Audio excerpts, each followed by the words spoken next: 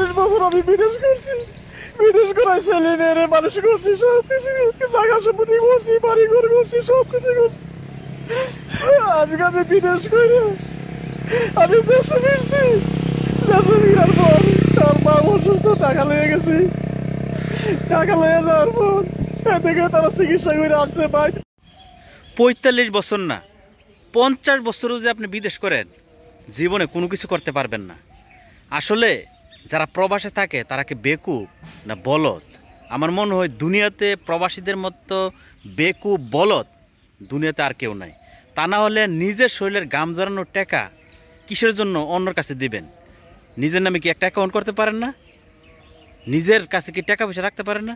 নিজের নামে জায়গা সম্পত্তি কিনতে পারেন না?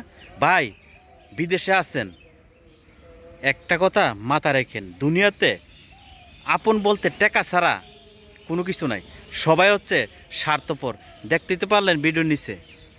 প্রবাসে আছেন, টাকা পয়সা অনেক কষ্টের বিনিময়ে বা ইনকাম করেন, আর ওই টাকা পয়সা সবসময় নিজের অ্যাকাউন্টে রাখার চেষ্টা করবেন।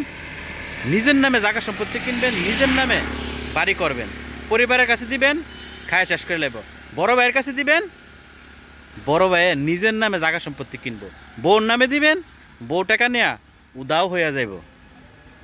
তাই বলি ভাই, প্রবাসে আছেন, যাই করেন এই কাম জীবনও করেন না, এমন ভুল জীবনও করেন না। তা না হলে সারা জীবন বিদেশ করতে পারবেন। বিদেশ তাইসা মানুষের কাছ থেকে ভিক্ষা করে খাইতে দিব। ভিক্ষা ছাড়া আর উপায় থাকতো না।